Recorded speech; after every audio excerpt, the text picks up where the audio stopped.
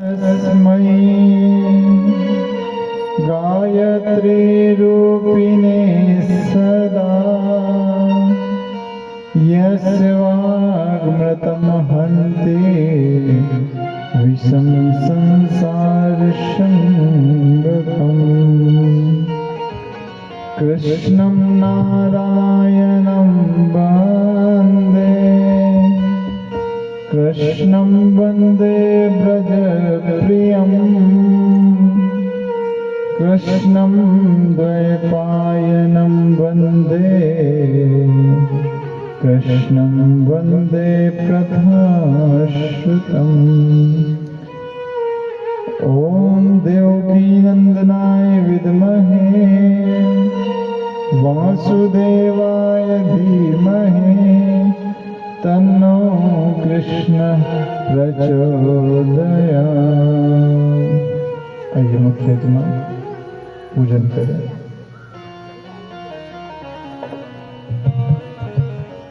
अजय दोनों हाथों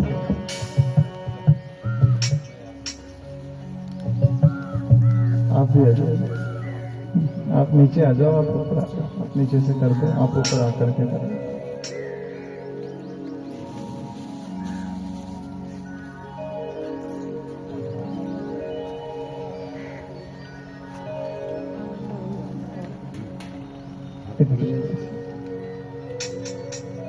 ओम व्यासाय विष्णुरूपाय व्यासरूपाय विष्णवे नमो वै ब्रह्मनिधये वासिष्ठाय नमो नमः। भागवत पुराणं परमं पवित्रं व्यासर्वनिर्यत सहजं विरचितां ज्ञानस्य वरदं प्रतिपादयेत् भागवत पुराणं भागवत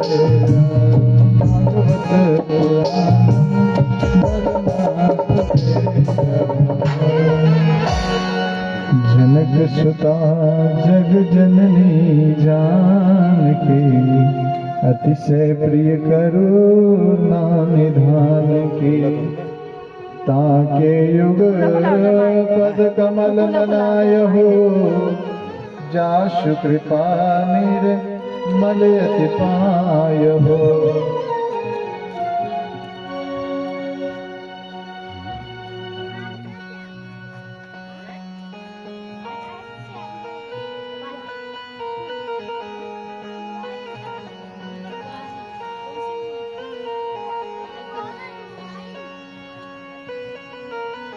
बंद गुरु पद पदम परागा सुरुचि सुहास सहज अनुरागा मंगल भवना अमंगल हारी प्रभु सुदशरथ अजर बिहारी महावीर बिनु बहु हनुमाना राम काज यस आप बखाना सादर शिवहि नाथ अब माथा बरनौ बिसद राम गुण गाथा सिया राममय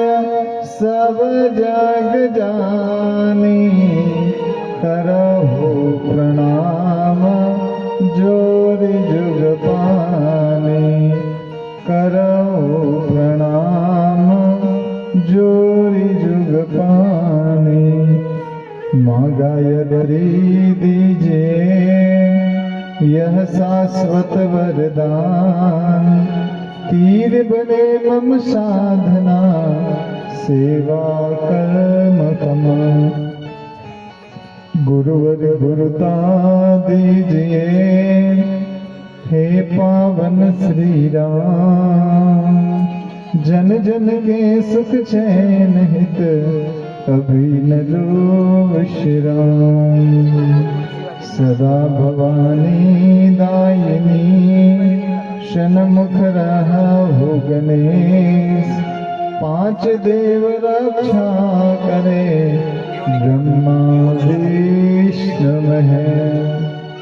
आधार शक्ति नमः जगत जननी नमः। सद्गुरुदेवाय नमः।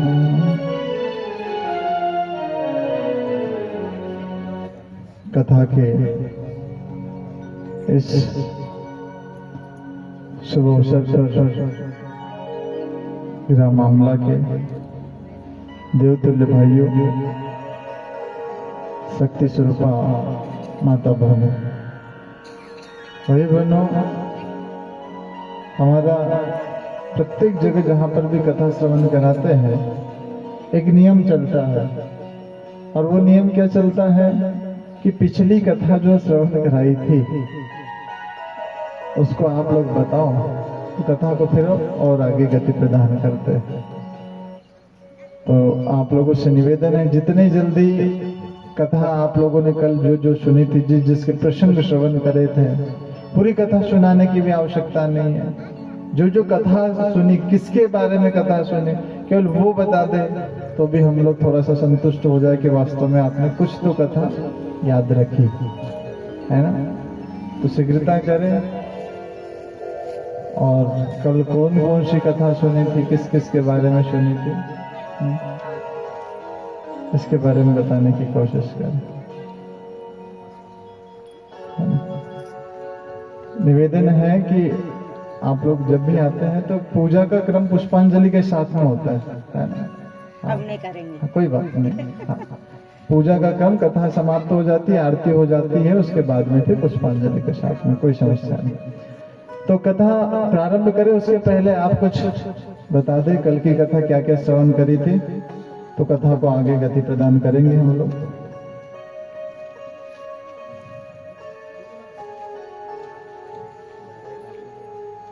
हाँ जी,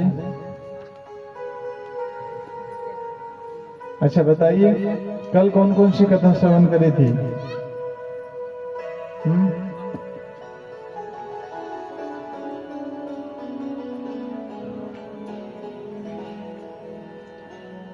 कैसा लिखित कर दे? आप तो मुख्य यजमान हो, आपको तो बताना ही है, पर आपको आखिरी में बताना है। यदि लोग बता दे उसके पहले तो और इससे अच्छी बात क्या हो सकती है? हाँ, है कुछ याद? कुछ भी नहीं, एक पॉइंट नहीं, एक बिंदु नहीं, कुछ भी नहीं। चलो कल कौन कौन से गीत सुने ही बता दो।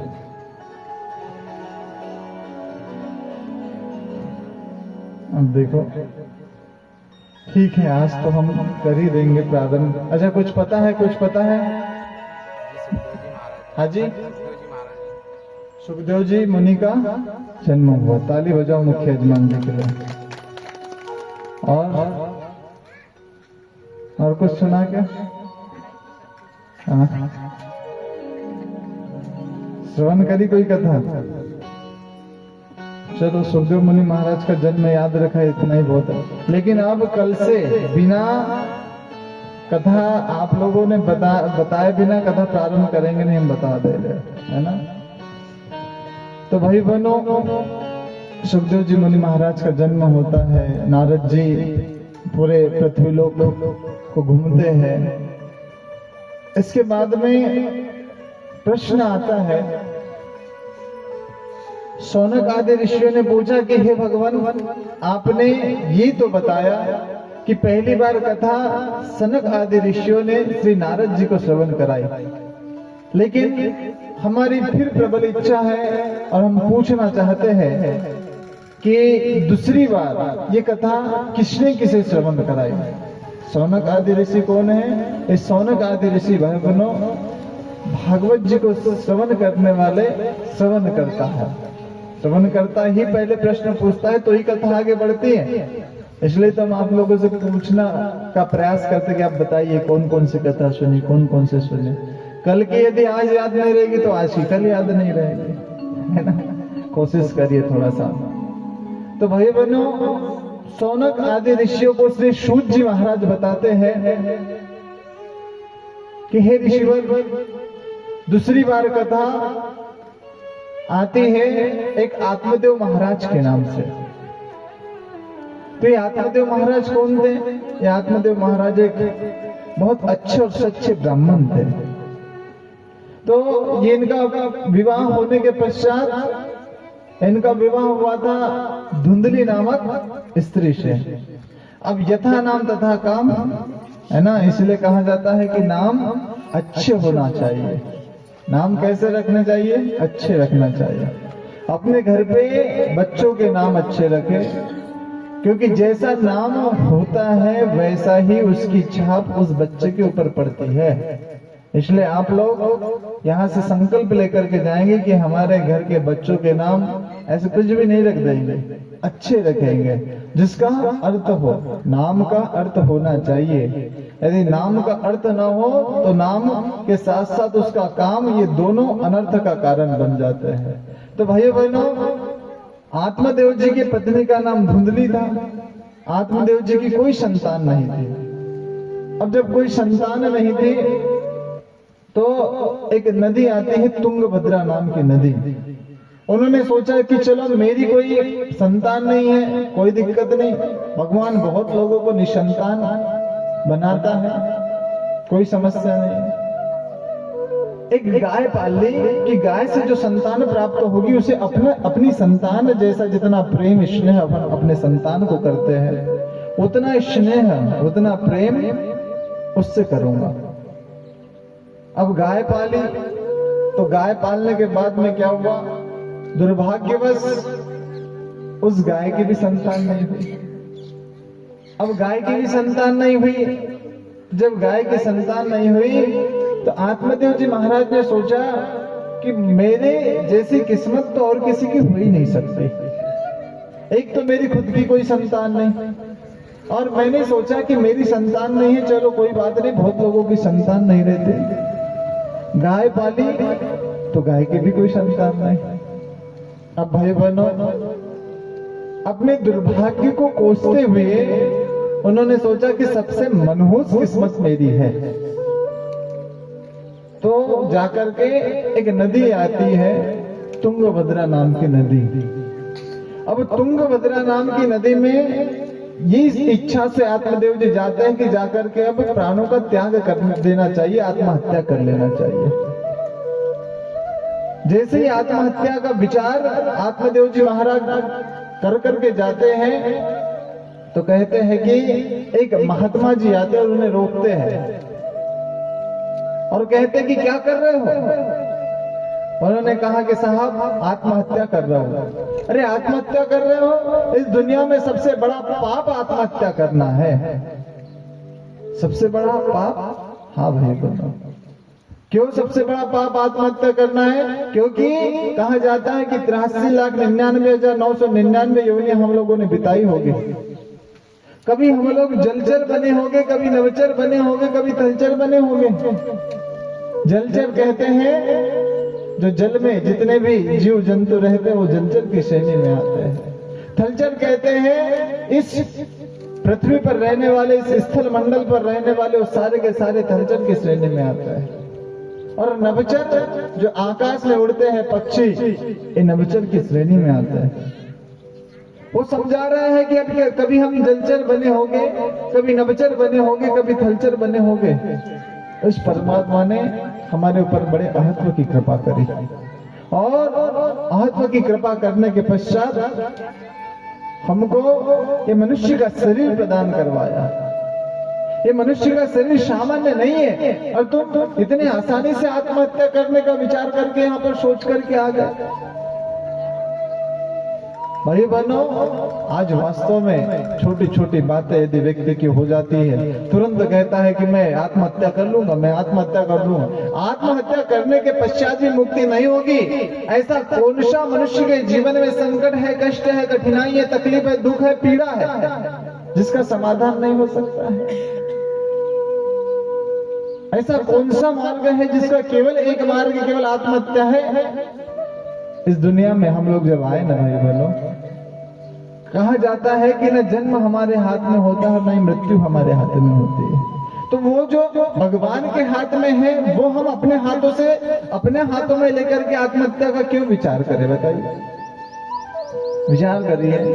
अंग्रेजी 26 अक्षरों से मिलकर के उनकी वर्णमाला बनी है। उसमें से 2 वर्ण आते हैं, एक आता है बी और एक आता है डी। तो बी फॉर क्या होता है बेटा? हाँ, बॉल होता है। और डी फॉर क्या होता है? डॉग होता है। भाई बनो, बी फॉर यदि हम बर्थ कहे, डी फॉर डेथ कहे, तो बर्थ का मतलब होता है जन्म और डेथ का मतलब होता है मृत्यु। डेथ का क्या मतलब होता है? मृत्यु। बी और डी, बी से लेकर के डी पर मनुष्य का संपूर्ण जीवन खत्म हो जाता है। बी का मतलब जन्म, बी का मतलब डेथ, अर्थात जन्म से लेकर मृत्यु तक मनुष्य का जीवन खत्म। अब बी और डी के बीच में एक शब्द बच जाता है, जिसका क्या नाम है? क्या बचा बी और डी के बीच में? सी। क्या बचा?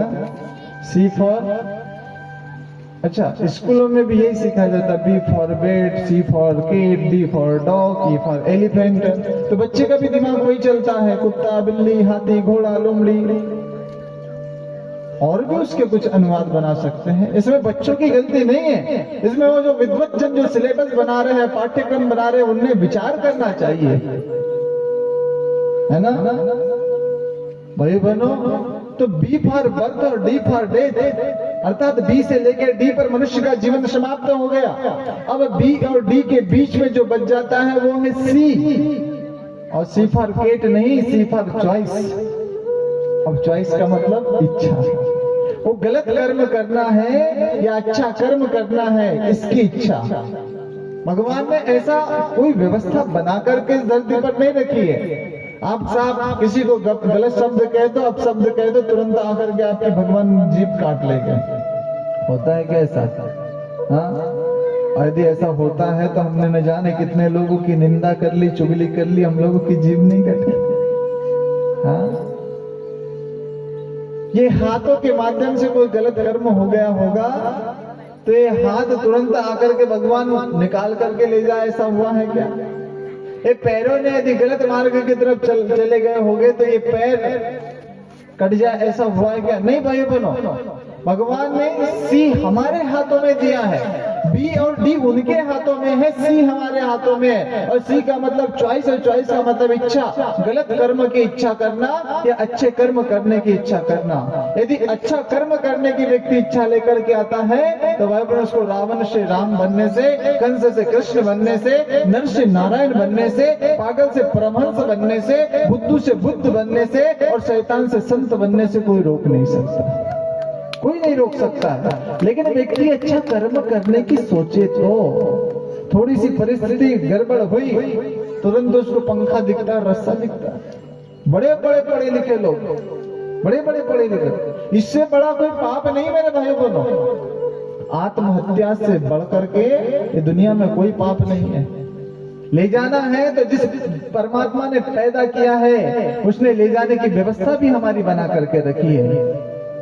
हम कोई अमरता लेकर के यहाँ पर पैदा हुए नहीं है।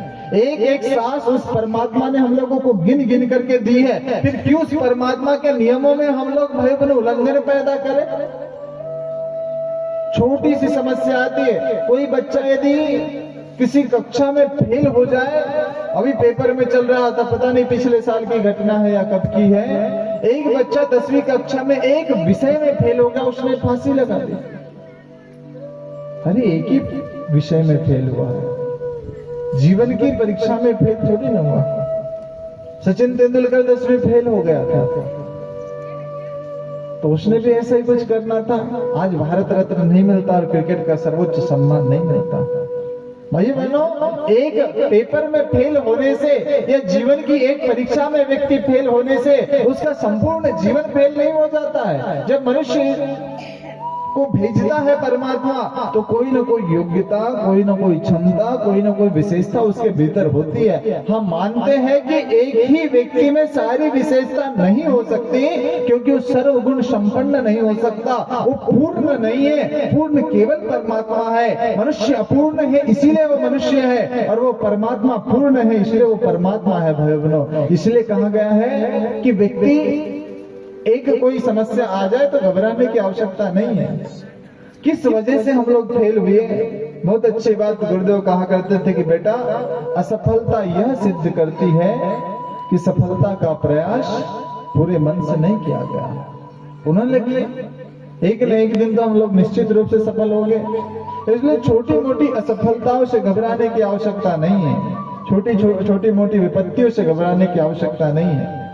विचार करके देखिए, रामकृष्ण, गौतम, गांधी, संत, महात्मा, महापुरुषों के जीवन उठा करके देखिए, और उन जीवन में आप लोग विचार करके देखिए कि उनके जीवन में ज्यादा संकट थे हमारे जीवन में। राम भगवान का जीवन उठा करके देखो, साक्षात भगवान थे। जन्म हुआ दशरथ जी के घर पे, और दशरथ जी के घर पर जन्म होने के पश्चात क्या हुआ? जैसे अन्य बच्चे जाकर के शिक्षा दीक्षा लेते हैं, वैसे वशिष्ठ जी के आश्रम में जाकर के शिक्षा दीक्षा ली। और जब शिक्षा दीक्षा ली तो दशरथ जी ने कहना था ना कि मैं इतना बड़ा राजा, मेरा बच्चा आपके घर पे पढ़ाई करने नहीं जाएगा, आप ही मेरे घर पे पढ़ाई करवाने आ जाना, कह सकता था। गुरु गृह गए पढ़न रघुराई, अल्पकाल विद्या सब पाई। उन्होंने उस विद्या के नियम का उल्लंघन नहीं किया। अच्छा, राजा दशरथ जी यदि कह देते कि मेरे घर पर ही मेरे बच्चे पढ़ेंगे, कहाँ जाकर के अन्न मांगेंगे, भिक्षा मांगेंगे, और उस भिक्षा में जो अन्न मिलेगा वो खाएंगे? नहीं भाई, वो जैसा एक सामान्य बच्चा गुरुकुल के नियमों का पालन करता है, उसी प्रकार गुरुकुल में जाकर के सामान्य बच्चों की तरह नियमों का पालन किया। जैसे तैसे शिक्षा दीक्षा लेकर के आए, विश्वामित्र जी आ गए। किसके यहाँ पर? राजा दशरथ के यहाँ पर। उन्होंने कहा, राजन तुम्हारे बच्चे चाहिए। बोले किस लिए चाहिए? बोले राक्षसी शक्ति, जब भी हम लोग यज्ञ इत्यादि हवन पूजा करते हैं, राक्षस उद्यम मचाते हैं। उन्होंने कहा, मेरी चतुरंगिनी सेना लेकर के चले जाओ राक्षसों को मारने के लिए। उन्होंने कहा, नहीं, तुम्हारी चतुरंगिनी सेना की आवश्यकता नहीं है। बोले मैं स्वयं चलता हूँ, मैं भी शब्द वेदी बाण में निपुण हूँ, मैं चल लेता हूँ। बोले हमें तुम्हारी भी आवश्यकता नहीं। बोले मेरे छोटे छोटे बच्चे हो, क्या राक्षसों को मारेंगे? तब बहुत अच्छी बात कही विश्वामित्र जी ने। ध्यान से सुनना भाई बहनों, आप लोगों के भी जीवन में काम में आएंगे। विश्वामित्र जी ने कहा, बच्चे तुम्हें छोटे दिखते हैं राजन, रूप यौवन गुण संपदा प्रभुत्वम, ये चार वस्तुएं जिनके पास में रहती है, उसमें से कोई एक भी वस्तु यदि किसी के जीवन में आ जाए तो अभिमान को जन्म दे देती है। एक भी वस्तु किसी के पास में यदि रूप है तो रूप का अभिमान है, गुण है तो गुण का अभिमान है। गुण का अभिमान कैसे होता है पता है आप लोगों को? जैसे आपके यहाँ पे रामायण मंडली होगी, भजन मंडली होगी, है ना, होती है, तो सारे लोग भजन गाने वाले तो आ जाते हैं, लेकिन सबसे पीछे जो ढोलक बजाता हुआ आता है, होता है क्या आपके यहाँ पे? आपके यहाँ होता नहीं होता हमें नहीं पता। अच्छा, क्यों पीछे रहता? उसका भी कारण है।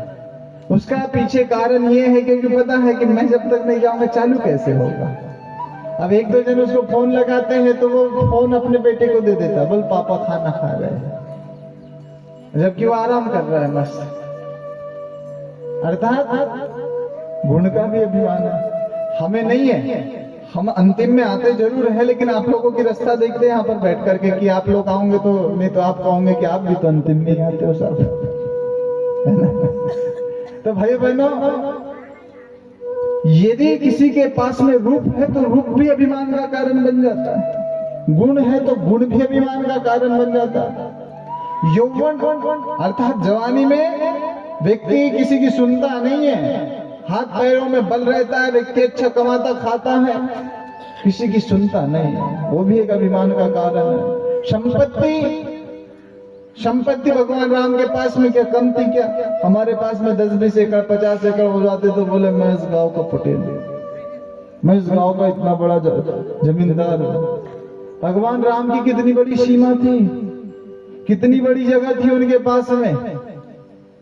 रूप यौवन गुण संपदा प्रभुत्व के बारे में क्या कहें भाई बहनों। ये चारों पांचों गुण यदि किसी एक सामान्य व्यक्ति के पास में आ जाए तो अभिमान को जन्म दे देती है। और ये पांचों गुण श्री राम में होने के पश्चात भी वो विनम्र स्वभाव का है, इसलिए वो सबसे ज्यादा शक्तिशाली है। अर्थात इस दुनिया में भाई बहनों सबसे ज्यादा यदि शक्तिशाली है तो वो विनम्रता है, विनम्रता है।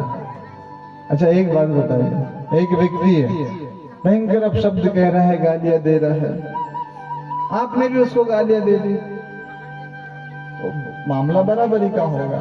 अब वहां पर तो सबसे बड़ी बात यह है यदि आपके भीतर बहादुरी है, वो अपशब्द कह रहा, आप वहां पे चुप रह करके स्माइल करके बताओ, ये सबसे बड़ी बहादुरी है, ये विनम्रता है। और भाई बहनों, जो व्यक्ति जितना बुद्धिमान रहेगा, जो व्यक्ति जितना ज्ञानवान रहेगा, जो व्यक्ति जितना उसे ऐसा लगता है कि ये व्यक्ति के भीतर ज्ञान है, गुण है, बुद्धि है, वो उतना ही विनम्र रहेगा। विद्या ददाति विनयम, विद्या क्या देती है? विद्या विनम्रता सिखाती है मेरे भाई बहनों।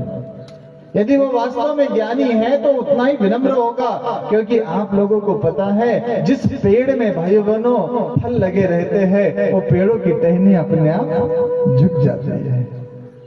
जिस वृक्षों में फल लगे रहते हैं उस वृक्षों की टहनियां कैसी होती है? झुक जाती है। हम लोग झुकना सीखे, हम लोग विनम्रता करना सीखे।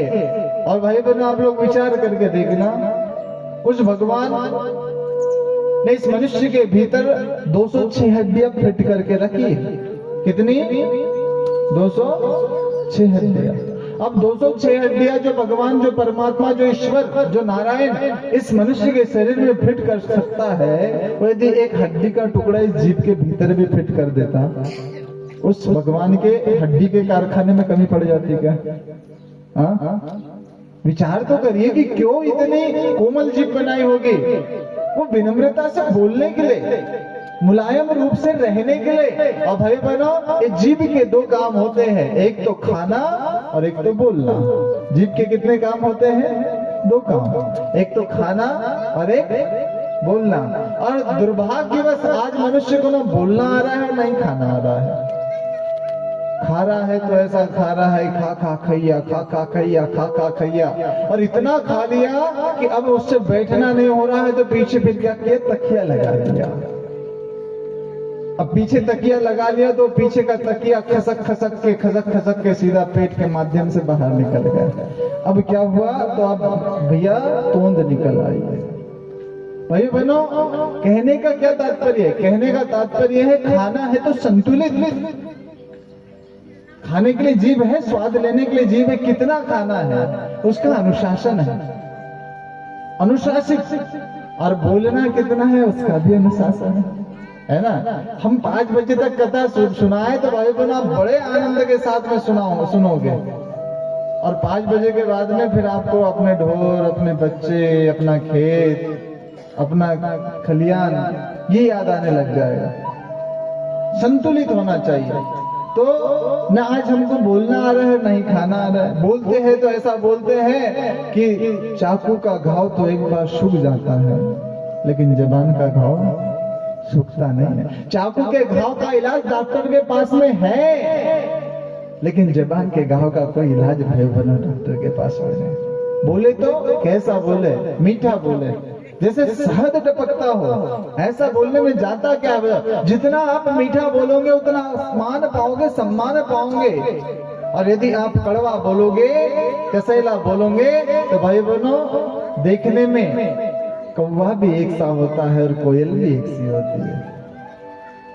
नहीं कोयल हमारी रिश्तेदार लगती है, नहीं कौवा हमारा रिश्तेदार लगता है। लेकिन मैं यदि आपसे पूछूं कि कोयल और कौवे में दोनों कौन अच्छे लगते हैं, दोनों में से तो कौन अच्छा लगता है?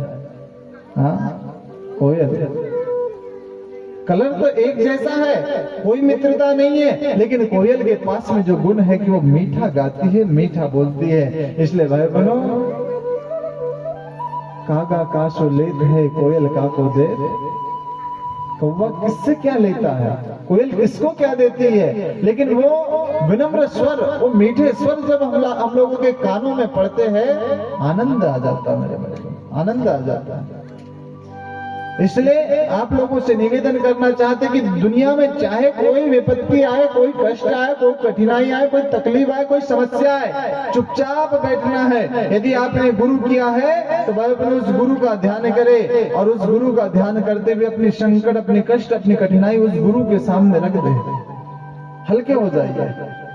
क्योंकि हम इस संसार में आए थे तो ऐसा तो हुआ नहीं था कि कोई लिफाफा, कोई चिट्ठी उस परमात्मा के पास में लिखी कि साहब 70 वर्ष के लिए, 80 वर्ष के लिए, 100 वर्ष के लिए धरती पे जाना चाहता, बाद में आ जाऊंगा। हो सकता पुण्य उदय हुआ होगा, भगवान ने मनुष्य के रूप में हम लोगों को भेजा। कौन से परिवार में हम लोग जन्म लेंगे, कौन से परिवार में पैदा होंगे, ये भी कोई लिफाफा नहीं था। 2 चीजें आती है भाई बहनों, कौन कौन सी? पत्नी भाग्य से मिलती है। पत्नी कैसे मिलती है? भाग्य से। पत्नी को देखने जाते हैं, पति को देखने जाते हैं, लड़का लड़की देखने जाते हैं, वहां थोड़ी बहुत पसंद चल जाती है, नहीं लड़का पसंद नहीं आ रहा, लड़की पसंद नहीं आ रही है। अब जो जिसके साथ विवाह हो गया वो भाग्य से मिल गया, लेकिन माता पिता सौभाग्य से मिलते हैं।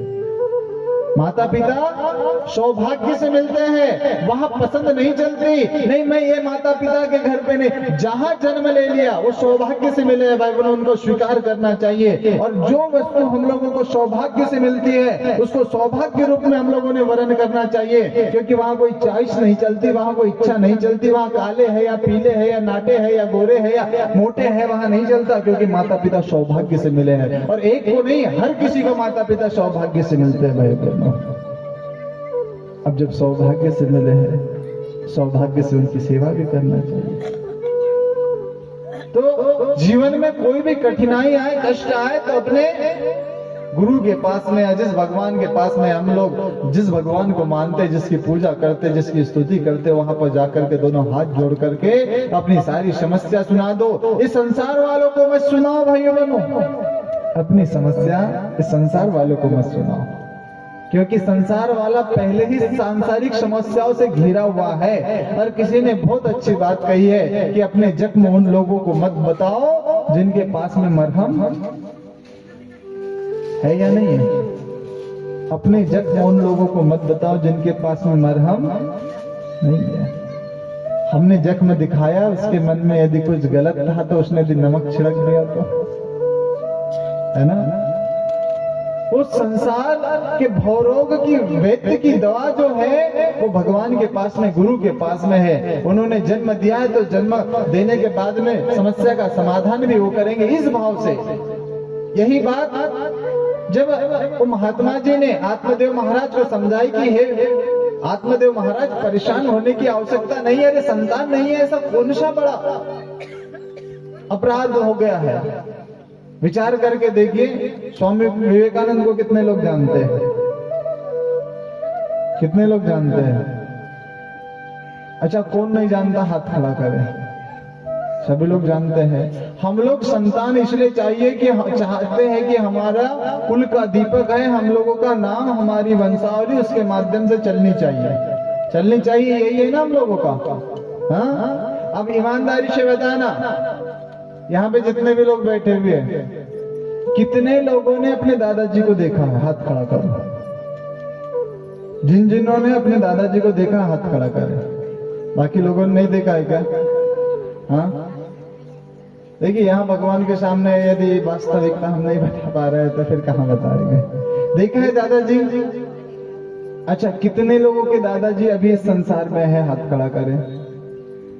ठीक है, जिनके है उनके बदले बात नहीं है, जिनके नहीं है वो बताओ कि अब दादाजी का चेहरा कितने लोगों को याद है मरने के बाद भी, है ना। अच्छा, उनके पिताजी, दादाजी के दादाजी मतलब हमारे परदादा जी का चेहरा याद है? हाँ, नहीं है।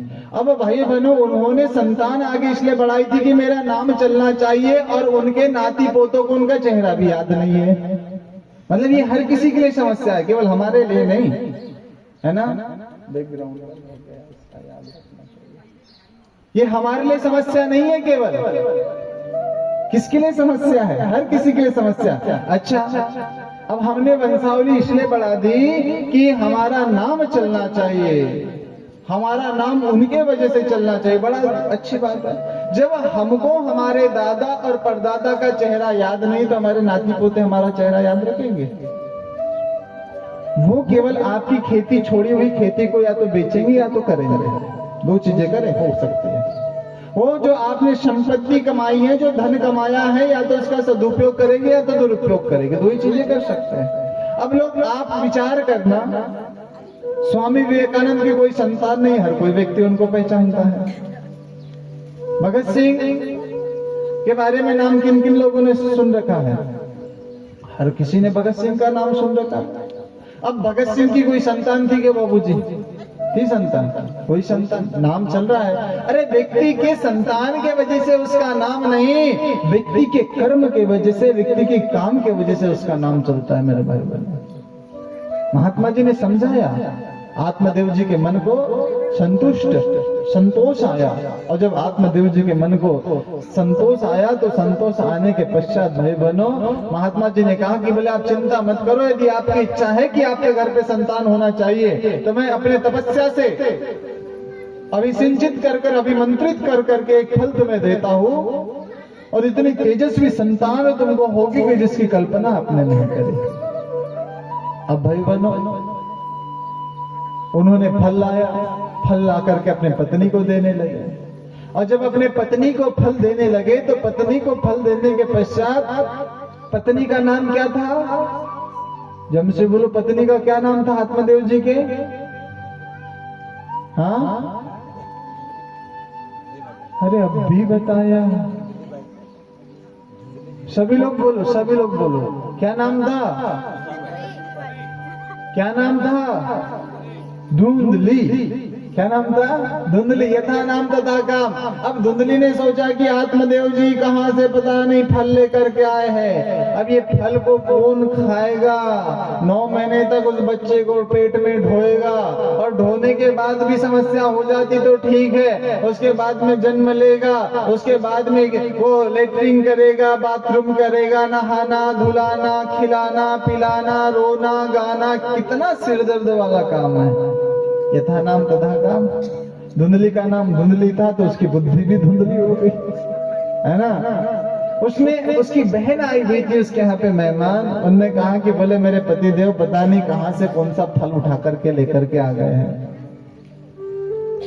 तो बोले तू चिंता मत कर बहन, तेरे घर पे धन की कमी नहीं है, और मेरे घर पे संतानों की कमी नहीं है, और मैं एक माह से गर्भ से हूं। तू कह दे कि मैंने वो फल खा लिया है, और फल खाने के पश्चात कह देना कि मैं अपने बच्चे को जन्म तो दूंगी, लेकिन अपने बहन के घर पे जाकर के बच्चे को जन्म दूंगी। अब धुंधली ने आत्मदेव जी से ऐसा ही कहा। अब भाई बहनों क्या हुआ? कहते हैं कि धुंधली ने जब कहा कि मैं अपने बहन के घर पे बच्चे को जन्म दूंगी, समय बीतता गया, 1 महीना हुआ, 2 महीने हुए, 3 महीने हुए, तो धुंधली ने कहा कि बोले बहन चल तो लेंगे, लेकिन चलने के पहले ये जो फल है इसको किसे खिलाए? तो उन्हें कहा कि बोले ये गाय के टोकरी में डालते, गाय खा लेंगे।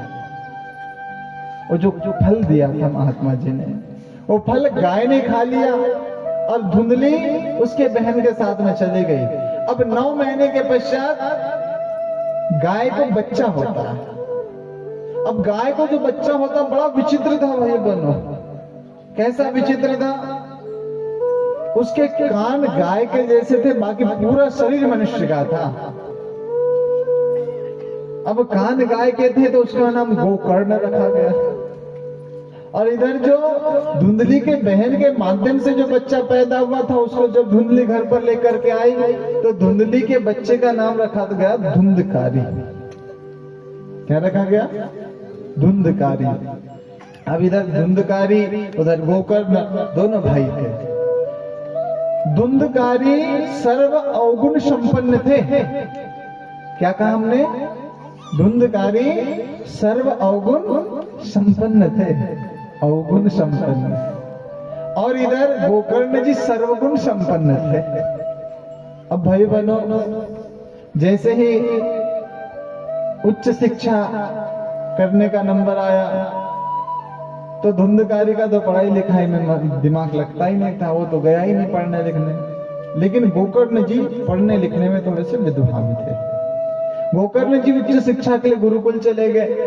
अपने पिताजी से कहा, बोले पिताजी अब आपकी भी अवस्था वानप्रस्थ लेने की हो गई, संन्यास लेने की हो गई, अब आपने भी वानप्रस्थ या संन्यास ले लेना चाहिए। अब भाई बहनों, मनुष्य का जीवन 4 आश्रमों में बटा हुआ है। 0 से 25 तक जो मनुष्य का जीवन होता है ये ब्रह्मचर्य का जीवन होता है।